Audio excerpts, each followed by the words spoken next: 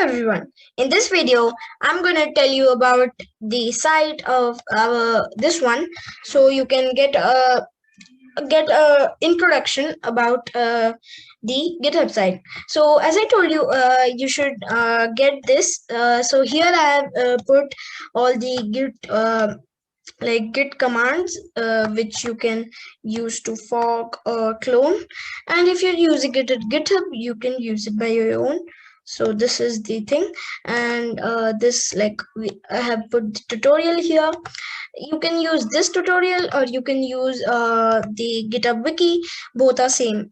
So this like this, you can use both of them, any of them. So thank you all.